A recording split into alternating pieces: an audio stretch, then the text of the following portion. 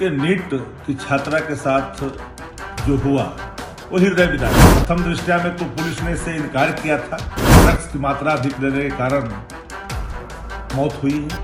इतना जरूर है कि इकबाल तो गिरा है ना, मन बढ़ो और मन छोड़ो, लोगों का मनोबल तो बढ़ा है।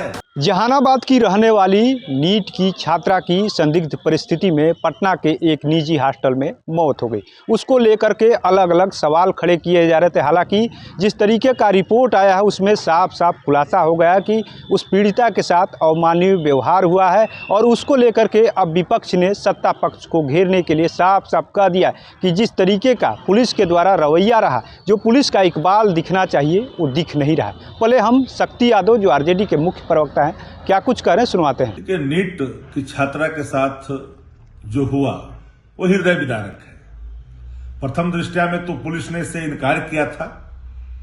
कहा कि उनकी पड़ताल में पता चला है कि ड्रग्स की मात्रा अधिक लेने के कारण मौत हुई है।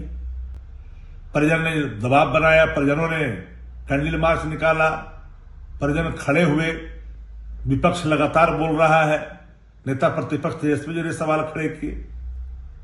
तो अब आकर के ये पुलिस भी मान रही है कि इनकार नहीं किया जा सकता है रेप से। कौन बेखौफ होकर सेलिब्रेट कर रहा है बर्थडे में नहीं जानता, पर इतना जरूर है कि इकबाल तो गिरा है ना, मन बढ़ो और मन छोड़ो, लोगों का मनोबल तो बढ़ा है। मधेपुरा की घटना हो, बेगूसराय की घटना हो, खगड़िया की घटना हो, राजधानी हो,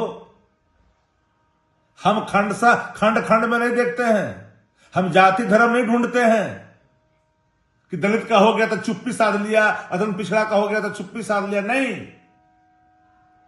कोई घर का हो, किसी धर्म का हो, किसी मजहब का हो, किसी का हो, दरिंदगी होती है तो कठोरतम कार्रवाई होनी चाहिए, उसकी तफ्सीस अच्छी होनी चाहिए, पुलिस का इकबाल इसमें दिखना चाहिए। लेकिन पुलिस का इकबाल दिख नहीं रहा। शासन को तो कार्रवाई करनी पड़ेगी।